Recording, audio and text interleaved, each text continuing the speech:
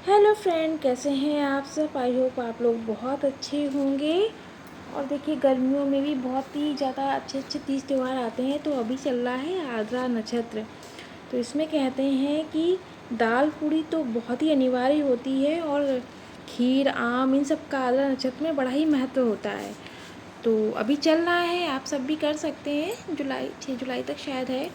तो मैंने भी दाल पूड़ी की तैयारी की है, और थोड़ी सी नमकीन पूड़ी बनाई थी, आम वगैरह से देखा, खीर भी बनाई। तो ये मैंने मूंग की दाल भिगो दी थी, और मैंने रात में भिगोई थी। आप सुबह भिगो सकते हैं गर्म पानी में, 1 घंटे में फूल जाती है, क्योंकि मूंग की दाल जो होती है ना बहुत जल्दी सॉफ्ट हो जाती है। और उसमें मैंने डाल दी 4 मिर्च,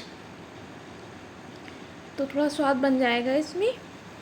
थोड़ा सा जीरा डाला मैंने, ज़्यादा से सामान नहीं डाले हैं। और 8 से 10 काली मिर्च और 2 लौंग डाली थी बस, क्योंकि ज़्यादा तीखा और बहुत मसालेदार मुझे नहीं बनाना था। वैसे भी बहुत मसालेदार हो गई थी, मतलब कम मसाला नहीं रहा था, एकदम परफेक्ट मसाले के साथ में बनी थी। अगर इतना ही मसाला डालेंगे ना, तो जो तीखा खाता है वो भी खा लेगा, और जो फीका खाता है वो उसको भी तेज़ मसाला नहीं लगेगा। तो ये देखिए, दाल हमारी पीस के जैसे में परफेक्ट चाहिए थी दाल। ये थोड़ी सी दरदरी हम पीसेंगे तो सही रहता टेक्सचर है। अब इसको निकाल लेते, मैंने तो हाथ से ही निकाला, आप चम्मच से जिससे चाहे निकालें। अब हम चलते हैं कढ़ाई की तरफ।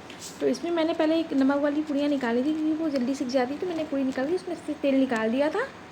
और डाल दिए हींग और धनिया पाउडर, थोड़ा लाल मिर्च पाउडर, और थोड़ा सा गरम मसाला।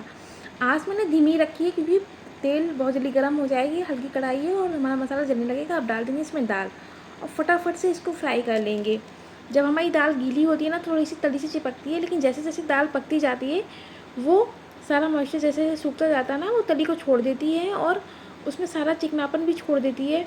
जितना तेल वो अभी चला लग रहा है जैसे सब पी गई है, लेकिन जैसे जैसे भुन जाएगी वो सारा तेल ऐसे ही छोड़ देगी, जैसे पीती है वैसे ही छोड़ देती है।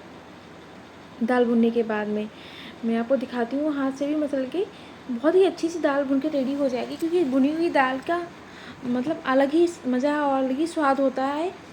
बहुत भीनी भीनी खुशबू आती है कचौड़ियों में, लेकिन अगर आप कच्ची दाल रखेंगे तो उसमें मज़ा नहीं आएगा। और थोड़ी सी मैंने कसूरी मेथी डाली है, तो ये भी बहुत फ़ायदेमंद होती है। डालना चाहें डालें, अगर नहीं अच्छी लगती है तो मत डालिए। मेरे पास धनिया नहीं थी तो मैंने कसूरी मेथी का यूज़ किया है, क्योंकि मुझे बहुत अच्छी लगती है, इसका फ्लेवर भी टेस्ट भी। तो आप अगर डालना चाहें ज़रूर डालिए इसको। तो देखिए, दाल हमारी लगभग लगभग हमारी बुन के तैयार हो गई है, इसने पूरी तली छोड़ दी है, देख सकते हैं आप कितनी बढ़िया से तैयार हो गई है दाल बुन के। तो अब हमारी दाल एकदम रेडी है भुन के, इसको हम निकाल लेंगे एक बाउल में।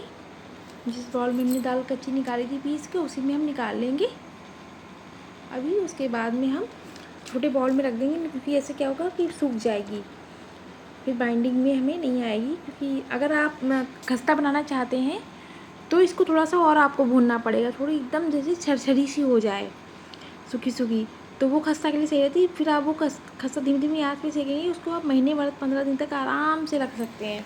तो मुझे कचौड़ियाँ ताज़ी ताज़ी खा के खानी थी, ख़त्म करनी थी। अब ले लेते हैं हम आटा।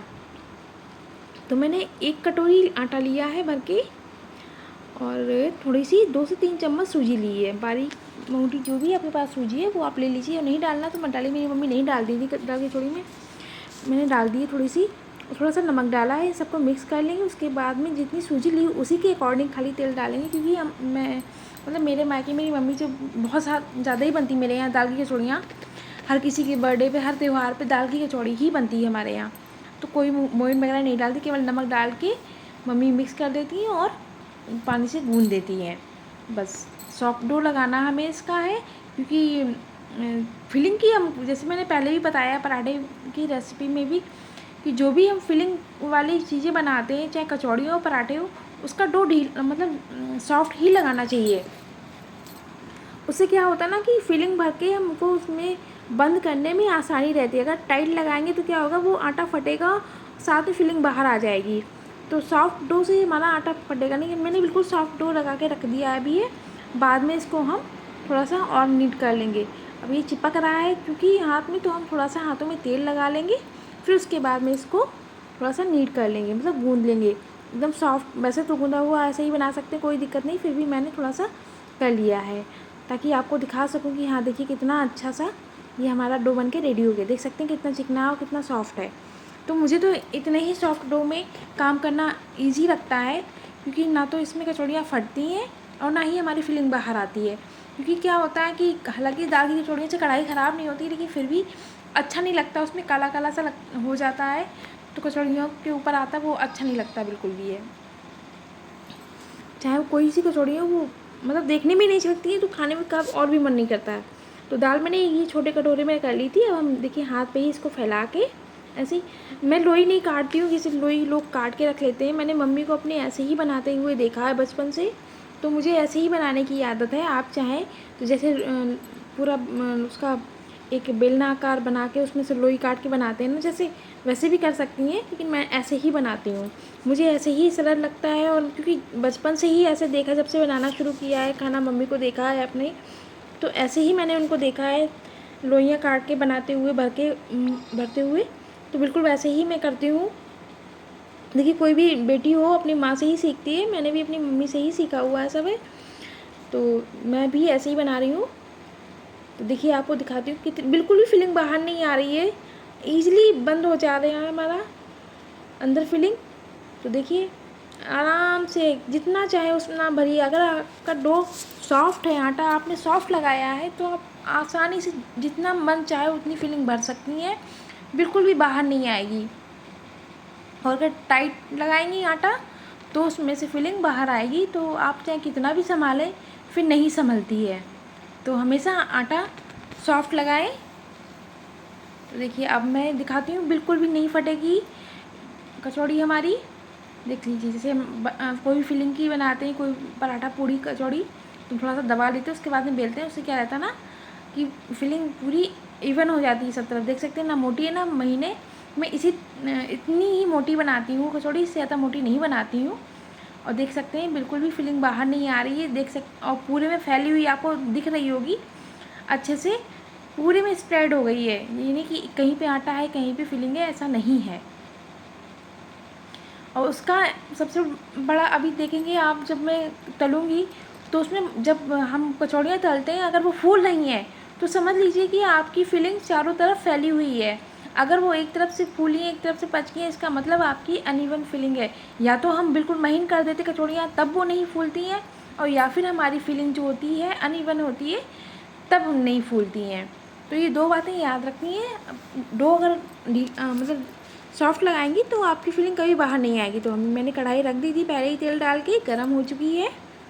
और थोड़ी भारी तले की कढ़ाई लेंगे तो क्या होता है, आँच धीमे धीमे कचौड़ियों तक जाती है, तो वो अंदर तक सिक जाती हैं। तो मैंने थोड़ा सा आटा डाल के देख लिया था, तेल एकदम से बढ़िया गर्म है, जितना हमें चाहिए। और धीमी आंच पे ही हम सेकेंगे, तभी हमारी जो है कचौड़ियाँ अच्छी बन के तैयार होती हैं, अंदर तक सिकी हुई क्रिस्पी। तो देखिए अपने आप से देखिए फूलना शुरू हो गई कचौड़ियाँ, कितनी बढ़िया लग रही हैं आप। और मैं एक मेरी आदत ये भी है कि ना कि मैं बहुत ज़्यादा तेल डाल के नहीं रखती हूँ कढ़ाई में, क्योंकि क्या होता है ना कि वो बार बार यूज़ कर मेरे से नहीं होता है, ना मैं खा पाती हूँ। जो यूज़ किया हुआ तेल बहुत ही नुकसानदायक होता है, तो इसलिए मैं कोशिश करती हूँ कि थोड़े ही तेल कढ़ाई में डालूँ।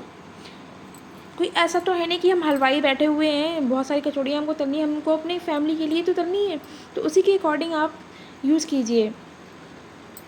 तेल को बार बार डालना पड़ता है, कोई बात नहीं, दोबारा फिर से आप डाल लीजिए कढ़ाई में, तो इससे सही रहता है। तो देखिए हमारी कचौड़ियाँ हमने अलग अलग करके सेकी हैं, सारी फूली फूली कचौड़ियाँ हमारी गोल्डन ब्राउन हो गई हैं। अब ऐसे हम निकाल लेंगे। 3 से 4 कचौड़ियाँ आराम से, 4 भी डाल सकती थी, मैंने उन्होंने 3 डाली है। तो ऐसे ही करके हम सारी कचौड़ियाँ हम अपनी सेक लेंगे। तो कचौड़ियाँ बहुत अच्छी बनी थी, टेस्ट में भी और टेक्सचर में भी।